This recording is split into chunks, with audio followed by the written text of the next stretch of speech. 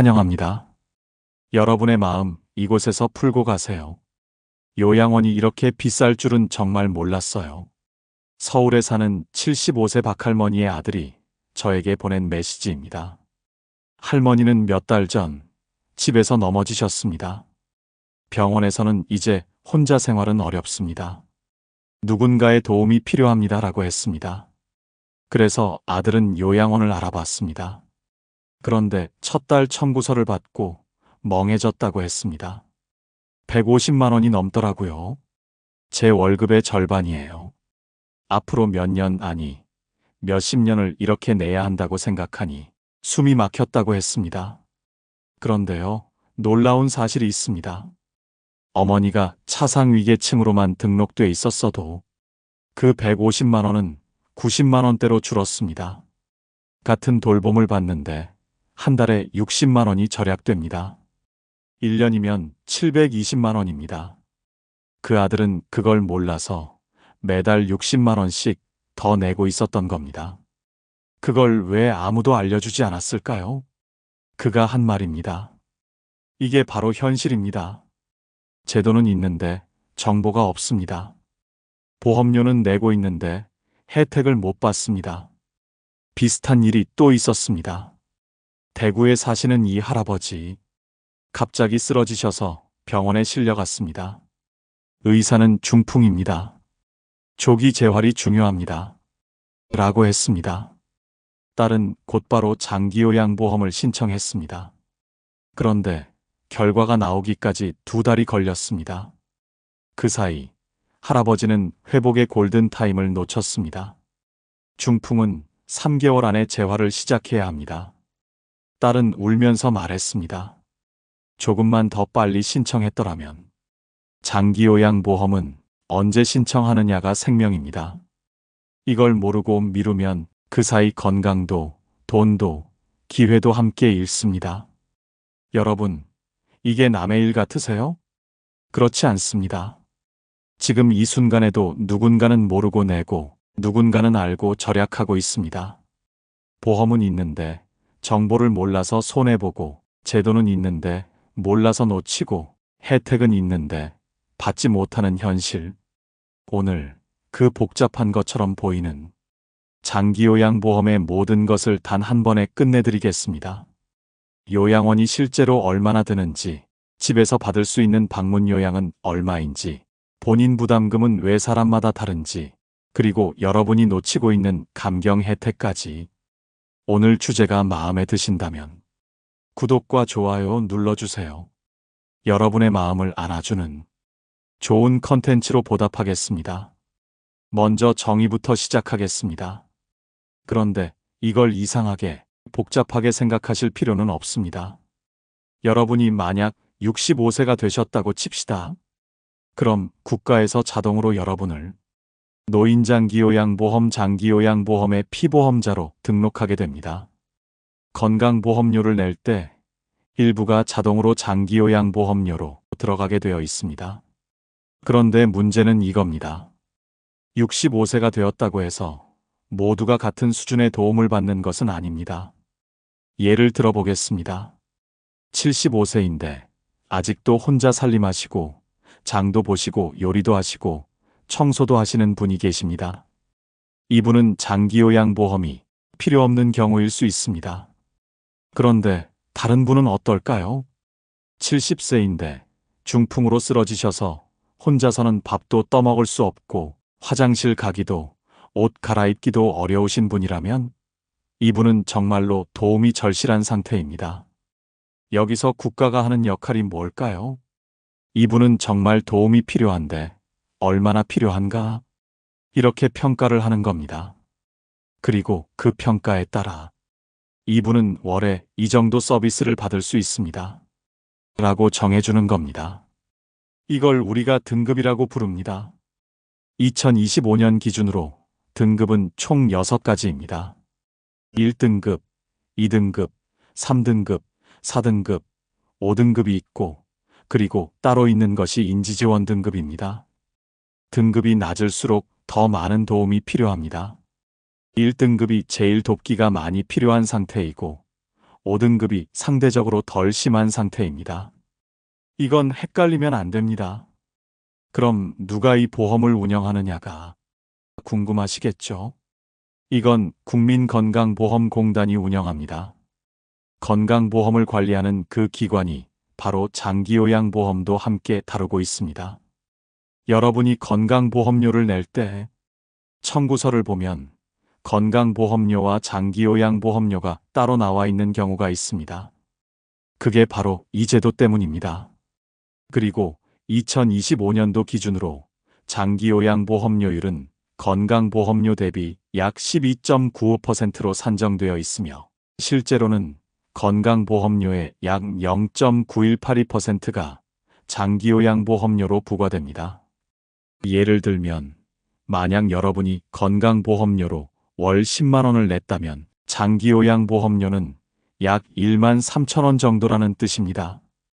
이 정도면 장기요양보험이 무엇이고 누가 어떤 구조로 내는지 기본 개념은 이해하셨을 겁니다. 이제 그럼 여기서 정말로 중요한 질문을 하나 던져드리겠습니다. 그래, 그럼 이 보험에서 실제로 돈이 나오는 건 어디서부터인가? 여러분, 여기부터가 진짜 중요합니다. 여기서 헷갈리면 한 달에 수십만 원이 훅 날아갑니다. 좋은 질문이 나왔습니다. 왜냐하면 여기부터는 돈 얘기이기 때문입니다. 이렇게 생각해 보세요. 여러분이 만약 3등급 판정을 받으셨다고 칩시다. 그러면 국민건강보험공단에서 이분은 월에 이 정도 서비스를 받을 수 있습니다라고 이용 한도액을 정해줍니다. 그런데 여기서 중요한 점이 있습니다. 그 정해진 비용 전체를 국가가 다 내주는 게 아닙니다. 일부는 여러분이 내야 해요. 이게 바로 본인 부담금입니다. 2025년 기준으로 말씀드리겠습니다. 집에서 방문 요양 등 재가급여를 받는 경우 전체 비용의 15%를 여러분이 부담합니다. 요양원에 입소하는 경우, 즉 시설급여에 해당하면 전체 비용의 20%를 여러분이 부담합니다. 왜 시설급여 부담률이 더 높을까요? 요양원이 더 비싼 서비스이기 때문입니다. 24시간 돌봄이 필요하고 장비나 인력도 더 복합적이기 때문입니다. 자, 그럼 구체적인 숫자를 들어보겠습니다. 예를 들어 여러분이 1등급이고 요양원에 입소하셨다고 칩시다. 2025년 기준으로 1등급 요양원 어르신의 1일 급여 비용이 약 9만 450원이라고 고시되어 있습니다. 아, 하루에 9만 원이면 괜찮네. 이렇게 생각할 수도 있겠죠. 하지만 한 달치로 계산해 보면요. 한 달 평균 30일 기준으로 약 271만 3,500원이 됩니다. 그렇다면 여러분이 부담하실 돈은 20%니까 약 54만 2,700원이 됩니다. 이렇게 보면 월 54만 원이면 이라고 생각할 수도 있어요. 하지만 여기서 멈추면 안 됩니다. 부모님 병원비, 약가, 생활비, 가족 다른 지출까지 고려해 보세요. 월 54만 원이라는 금액이 결코 가볍지 않다는 걸 알게 됩니다. 그럼 내 형편에 맞는 부담금은 없을까? 바로 그 질문이 나와야 합니다. 바로 이 지점에서 감경 혜택이 나옵니다. 쉽게 말해서 본인 부담금을 줄여주는 제도입니다. 기초생활수급자이거나 의료급여 수급권자라면 본인 부담금이 0원입니다. 저소득층 또는 차상위계층이라면 재가급여 이용 시 본인 부담률이 9% 또는 6%일 수 있고 요양원 입소 시에는 12% 또는 8%만 내는 경우도 있습니다. 예를 들어 앞서 1등급 어르신이 요양원에서 월급여 비용 약 271만 3,500원을 받는다고 했습니다. 일반 대상자라면 본인 부담금이 54만 2,700원이었죠. 그런데 이 어르신이 차상위계층이라면 본인 부담률이 12%라면 부담금은 약 32만 5,620원이 됩니다. 같은 서비스인데 월 20만 원 이상 차이가 나게 됩니다. 다시 말해, 같은 등급의 어르신이라도 누군가는 월 54만 원을 내고 누군가는 32만 원 내고 누군가는 0원을 내는 경우가 있다는 뜻입니다. 그럼 나는 어디에 해당하나? 이건 정말 중요한 질문입니다. 많은 분들이 이걸 모르고 더 많이 내고 있습니다. 기초생활 수급자인지 아닌지는 주민센터에서, 의료급여 수급권자인지는 보험증으로 확인할 수 있습니다. 차상위계층인지 여부는 조금 복잡하지만 주민센터나 공단에 문의하시면 알려줍니다. 언제 확인해야 하나요? 바로 신청할 때입니다. 장기요양보험 신청 시 감경 대상 여부도 함께 제출하고 확인하셔야 합니다. 아니면 나중에 따로 신청도 가능하지만 미리 준비하는 것이 훨씬 좋습니다. 왜냐하면 감경받으려면 별도 신청해야 하는 경우가 많기 때문입니다. 자동으로만 되지 않으니까요. 그리고 또 하나 알아두셔야 할 게 있습니다. 바로 월 한도액입니다. 각 등급별로 이 정도까지는 보험 혜택을 받을 수 있다는 한도가 정해져 있습니다. 예컨대 제 가급여 월 한도액은 1등급 230만 6,400원, 2등급 208만 3,400원, 3등급 148만 5,700원, 4등급 137만 600원, 5등급 117만 7,000원, 인지지원 등급 65만 7,400원. 만약 이 한도를 넘어서면 그 이상은 모두 본인이 부담해야 합니다. 즉, 보험이 적용되지 않는다는 뜻입니다. 예를 들어 3등급 어르신이 방문 요양을 받다가 이용 시간이 늘어나거나 서비스 연장이 필요해 한도를 초과하면 그 순간부터 추가 비용은 100% 본인 부담이 됩니다. 이걸 모르고 있다가 나중에 공단 청구서를 받고 깜짝 놀라는 분들이 정말 많습니다. 이처럼 본인 부담금의 현실은 숫자 뒤에 삶의 무게가 숨어 있습니다. 여러분이 이 숫자들을 알고 계신다면 내가 왜 이 정도 내야 하지? 라는 물음을 보다 명확히 던질 수 있고 더 합리적인 돌봄 선택을 할 수 있게 됩니다. 이제 정말 중요한 부분입니다. 등급은 곧 돈입니다. 한두 점 차이로 월 100만 원 이상 차이가 날 수 있습니다. 이제 등급은 어떻게 받는지, 어떤 절차를 거치는지 알아보겠습니다. 이 과정에서 어떤 선택을 하느냐에 따라 여러분의 경제 상황이 크게 달라질 수 있습니다. 1단계, 신청하기. 먼저 신청을 해야 합니다. 신청은 가까운 국민건강보험공단 지사에 직접 방문하거나 정부24 사이트에서 온라인으로 또는 전화 1577-1000을 통해서도 가능합니다. 신청 시 필요한 서류는 다음과 같습니다.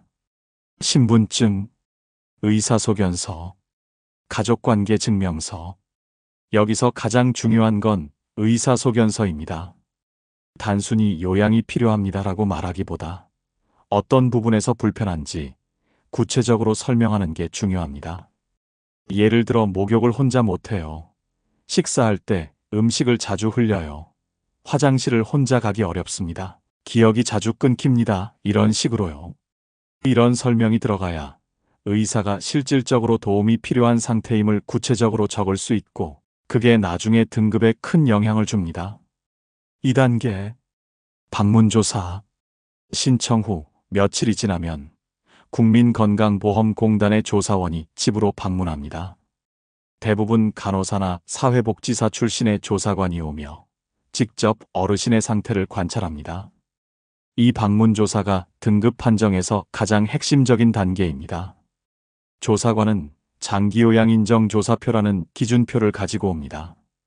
총 52개 항목으로 구성되어 있으며 신체 기능과 인지 기능, 행동 변화, 간호처치 여부 등을 세세하게 평가합니다.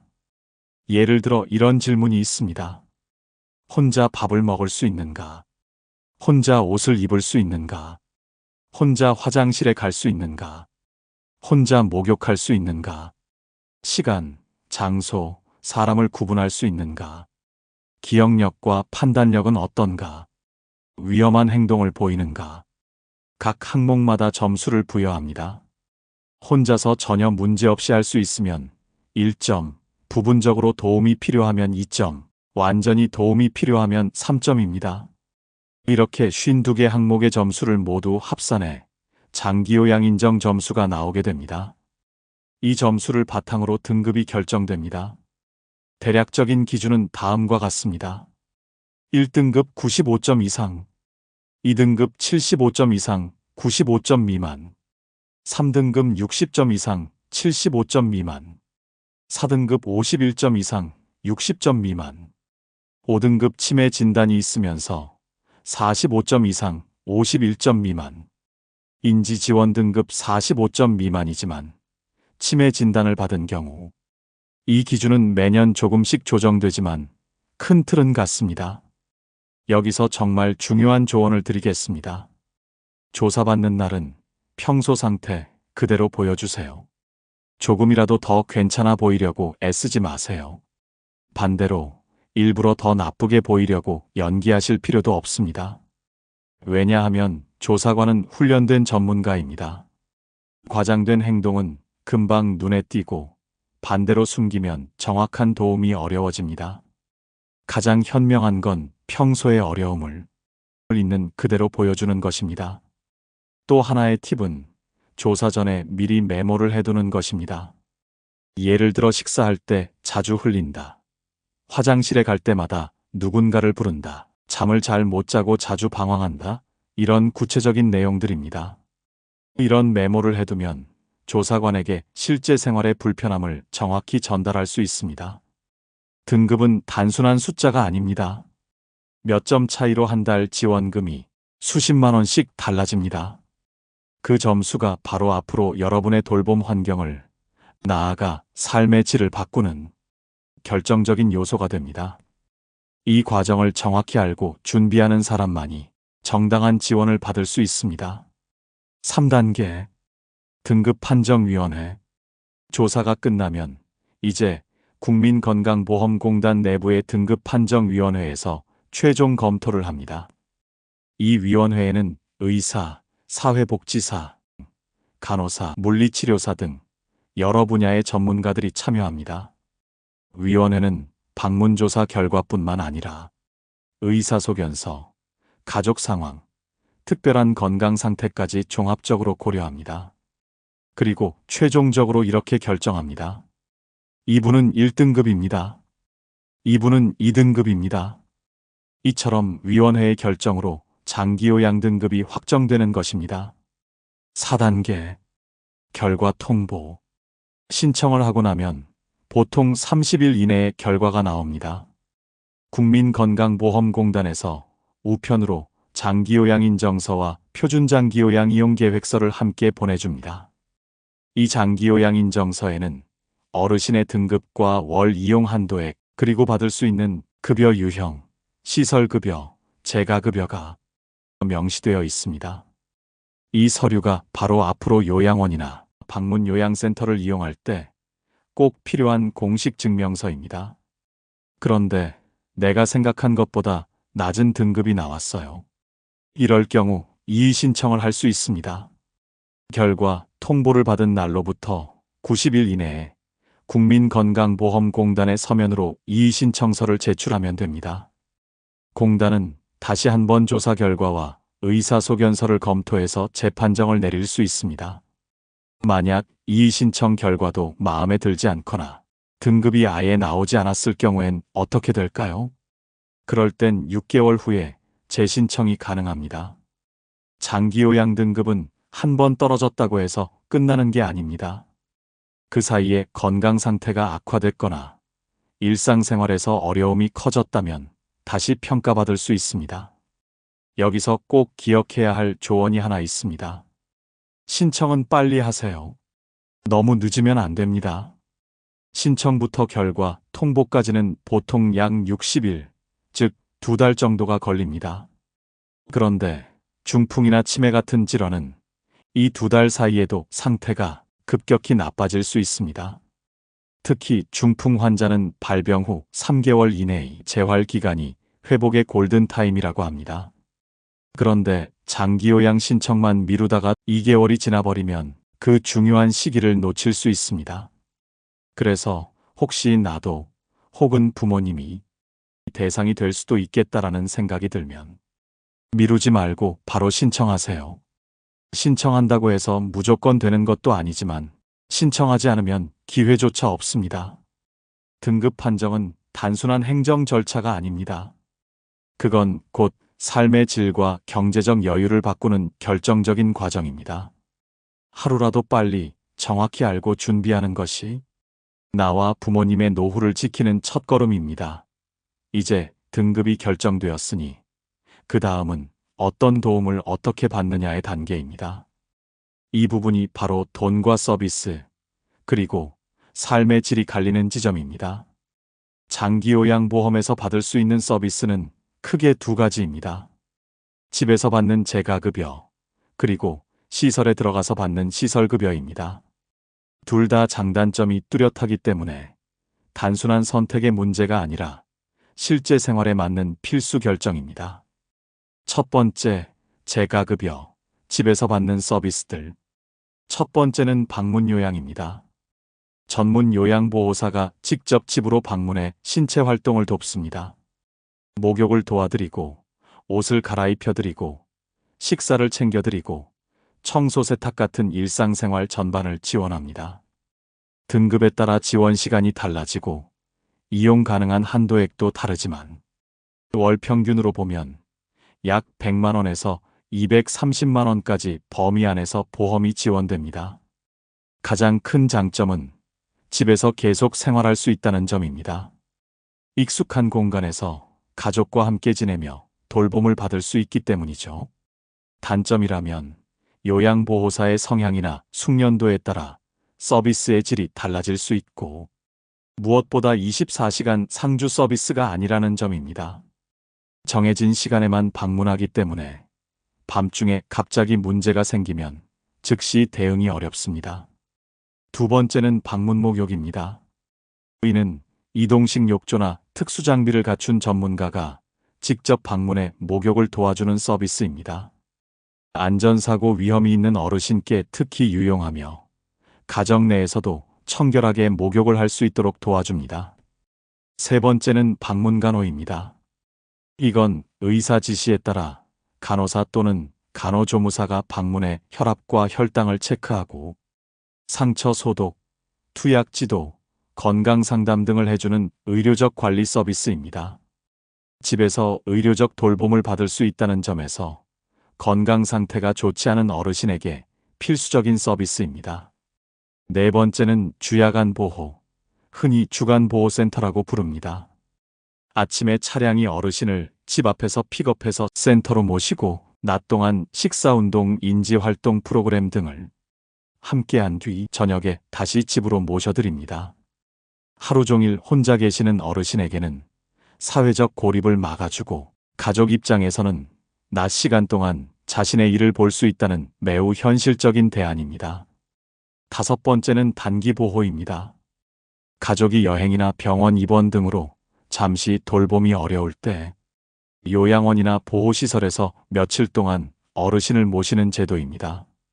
보통 며칠에서 일주일까지 단기간 이용하며 가족이 잠시 휴식할 수 있게 도와주는 일시적 돌봄 지원이라 생각하시면 됩니다. 이 다섯 가지가 모두 재가급여에 속합니다. 즉, 집에서 지내면서 받는 서비스들이죠. 요양원에 들어가는 대신 가능한 한 오랫동안 내 집에서 생활을 이어가도록 돕는 제도입니다. 이제 다음으로 살펴볼 건 그래도 혼자 생활이 어렵거나 24시간 돌봄이 필요한 경우, 그때는 어떤 선택을 해야 할까? 입니다. 그게 바로 다음 단계, 시설급여, 즉 요양원 이용 이야기로 이어집니다. 이제 시설급여, 즉 요양원 입소에 대해 알아보겠습니다. 이 단계부터는 비용, 환경, 그리고 돌봄의 질이 완전히 달라집니다. 두 번째, 시설급여, 요양원 입소. 요양원은 어르신이 일정 기간 동안 머물면서 24시간 돌봄을 받는 시설입니다. 그런데 여기서 가장 많이 헷갈리는 부분이 하나 있습니다. 요양원과 요양병원은 완전히 다릅니다. 절대 혼동하지 마세요. 요양원은 간병 중심 시설입니다. 주 목적은 일상생활을 돕는 겁니다.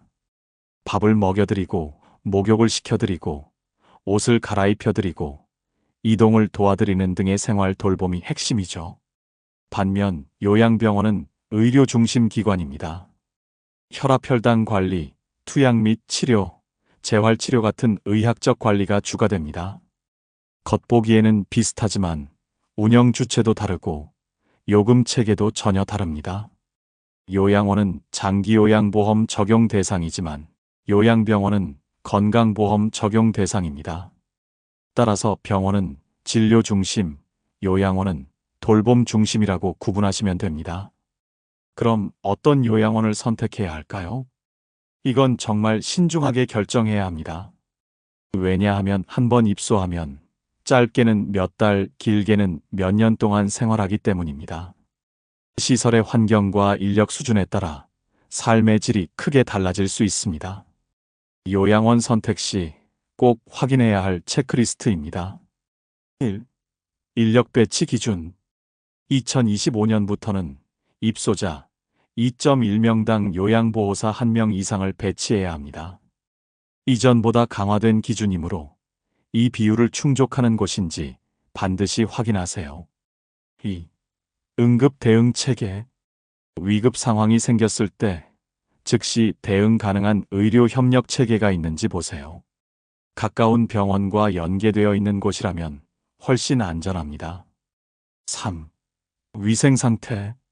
화장실, 주방, 침실의 청결도와 냄새를 꼭 직접 확인하세요. 냄새가 심하거나 물건이 뒤엉켜 있다면 관리가 잘 안 되는 시설일 확률이 높습니다. 4. 프로그램의 질. 단순히 밥 먹고 자는 공간이 아니라 어르신을 위한 인지자극 프로그램, 운동, 취미 활동 등이 운영되는지 확인하세요. 프로그램이 활발한 곳일수록 어르신의 정서적 안정과 건강 유지에 도움이 됩니다. 5. 요양보호사의 태도. 시설을 방문했을 때 요양보호사들이 어르신에게 말을 거는 태도, 표정, 말투를 보세요. 따뜻하고 존중하는 분위기라면 그게 바로 좋은 요양원의 기준입니다. 가능하면 여러 곳을 직접 둘러보세요. 시설마다 분위기가 다릅니다. 어떤 곳은 깨끗하고 환한 반면 어떤 곳은 조용하고 음침하기도 합니다. 입소 후에도 가족이 꾸준히 방문하고 직원과 소통하면서 관리해야 서비스의 질이 유지됩니다. 가족의 관심이 곧 요양의 질을 결정합니다. 세 번째, 가족요양. 가족이 직접 돌봐주는 경우. 그럼 요양원이나 방문요양이 아니라 가족이 직접 돌보면 어떨까요? 이 경우에도 국가가 지원합니다. 가정 형편상 시설이나 방문요양을 이용하기 어려운 경우 가족이 직접 돌보면 매월 약 80만 원 안팎의 가족요양비를 지급합니다. 이건 가족요양보상금 또는 특례급여 형태로 지원됩니다. 하지만 이 제도도 신중하게 생각해야 합니다. 월 80만 원이 적지 않은 금액처럼 보이지만 하루 24시간, 한 달 30일 돌봄으로 계산하면 시급 1,000원대 수준입니다. 즉, 경제적 지원이라기보다 상징적인 보상에 가깝습니다. 무엇보다 가족 돌봄의 부담은 돈으로 계산하기 어렵습니다. 한 사람을 오랜 기간 간병하다 보면 신체적 피로와 함께 정서적 고립, 우울감이 찾아올 수 있습니다. 이걸 흔히 요양 우울증이라고 부릅니다. 실제로 가족 간병인들 사이에서는 매우 흔한 문제입니다. 그래서 때로는 전문 요양 서비스를 이용하는 것이 더 현명한 선택일 수 있습니다. 전문가의 손길을 통해 어르신은 안정적으로 돌봄을 받고 가족은 잠시 숨을 고를 시간을 가질 수 있습니다. 결국 중요한 건 누가 돌보느냐입니다. 요양원, 방문요양, 가족요양 중 어디를 선택하든 가족이 관심을 멈추지 않는 것, 그것이 진짜 돌봄의 시작이자 마지막입니다. 이제 마지막으로 정말 중요한 3가지를 정리하겠습니다. 그동안 들은 내용이 많아 헷갈릴 수도 있지만 이 3가지만 기억하시면 됩니다. 첫째, 등급이 나오면 장기요양 인정서를 반드시 보관하세요. 이 서류가 있어야 나중에 서비스 신청이나 비용 확인을 정확히 할 수 있습니다. 둘째, 본인 부담금이 생각보다 높게 나왔다면 감경 대상인지 꼭 공단에 문의하세요. 몰라서 더 내는 분들이 정말 많습니다. 확인 한 번으로 매달 수십만 원이 달라질 수 있습니다. 셋째, 6개월이 지나면 재신청이 가능합니다. 상태가 변했다면 언제든 다시 평가를 받을 수 있습니다.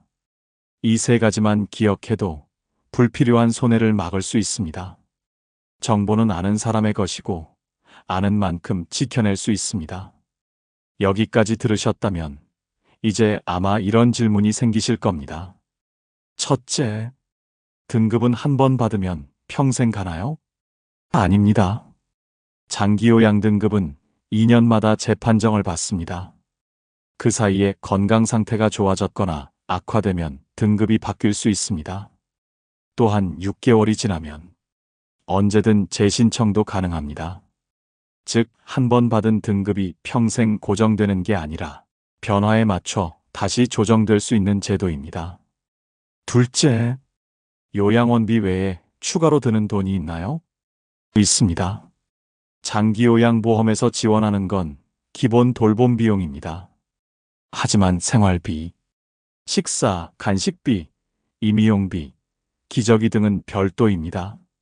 요양원마다 다르지만 한 달 평균 30만 원에서 50만 원 정도의 추가 비용이 발생합니다. 이 부분을 미리 확인하지 않으면 나중에 예산이 크게 어긋날 수 있습니다. 셋째, 집에서도 재활치료나 운동 지원을 받을 수 있나요? 네, 가능합니다. 방문재활 서비스나 인지활동형 프로그램을 신청하시면 물리치료사나 작업치료사가 정기적으로 방문해 재활운동을 도와드립니다. 특히 치매 어르신의 경우 인지지원 등급으로 별도 프로그램을 이용할 수도 있습니다. 이제 큰 그림은 다 보이실 겁니다. 장기요양보험이 어떻게 시작되고 얼마를 내야 하고 어떤 서비스를 받을 수 있는지까지요. 하지만 여기서 끝이 아닙니다. 현장에서 제가 상담을 하다 보면 이론은 다 아는데 실제로 적용하면서 실수하시는 분들이 정말 많습니다. 서류 하나, 질문 한마디 차이로 매달 몇십만 원씩 손해를 보는 경우도 있거든요. 그래서 지금부터는 현장에서 정말 도움이 되는 실전 팁 3가지를 알려드리겠습니다. 이건 제 경험에서 나온 이야기이기도 하고 지금 이 영상을 보시는 여러분께 꼭 드리고 싶은 조언입니다. 첫째, 주민센터 복지상담 꼭 병행하세요. 장기요양보험만 알아보면 감경 대상인지 확인이 어렵습니다. 주민센터에서 차상위 저소득층 여부를 함께 확인해야 실제 감면을 받을 수 있습니다. 둘째, 요양원 계약서 반드시 사본 보관하세요. 구두로 약속한 내용은 나중에 효력이 없습니다. 입소 전 계약서에 본인 부담 외 추가 비용을 꼭 확인하고 사본을 받아두세요. 셋째, 장기요양요원 요양보호사과의 관계가 서비스 질을 좌우합니다. 어르신을 존중하고 가족과 잘 소통하는 보호사를 만나면 서비스 만족도가 2배로 올라갑니다. 문제가 생기면 즉시 기관에 말하지 말고 공단의 노인장기요양 고객센터 1577-1000에 공식 민원을 넣는 게 훨씬 효과적입니다. 여러분, 오늘 이야기 어떠셨나요? 장기요양보험이라는 말만 들어도 어렵고 복잡하다고 느끼셨을 겁니다. 하지만 알고 보면 이건 단순히 제도가 아니라 삶을 지키는 장치입니다. 누구나 언젠가는 누군가의 손을 잡아야 하는 순간이 오죠. 그건 약함이 아니라 자연스러운 인생의 흐름입니다. 다만 모른다는 이유로 손해보는 일은 없어야 합니다. 혜택은 있는데 몰라서 못 받고 감경제도는 있는데 신청하지 않아 더 내고 조금만 빨랐으면 지킬 수 있었던 시간과 기회를 놓치는 일들 말입니다. 오늘 제가 드린 이야기의 핵심은 단 하나입니다. 조금만 먼저 알고 준비하면 인생이 달라진다. 요양원에 들어가기 전 주민센터 한 번만 더 들러도 매달 내는 돈이 달라집니다. 등급 신청을 한 달만 빨리 해도 잃어버릴 뻔한 회복의 시간을 되찾을 수 있습니다. 정보는 아는 사람의 것이고 준비하는 사람의 인생은 다릅니다. 여러분이 오늘 들은 이 한 편이 여러분에게도 여러분들의 자녀에게도 큰 힘이 되기를 바랍니다. 함께 해주셔서 감사합니다. 여러분의 하루가 오늘보다 더 평안하고 단단하길 바랍니다. 오늘 영상을 보며 여러분은 어떤 생각이 드셨나요? 여러분의 경험과 생각을 댓글로 나눠주세요. 여러분의 이야기가 누군가에게 큰 위로와 깨달음이 될 것입니다. 오늘도 끝까지 시청해주신 여러분께 깊은 감사를 드립니다. 오늘 영상이 도움이 되셨다면 소중한 분들께 공유해 주시고 구독과 좋아요로 저를 응원해 주세요. 여러분과의 소중한 연결이 저에게 큰 힘이 됩니다. 오늘도 행복한 하루 되세요. 이상으로 마음 풀고 가세요 였습니다.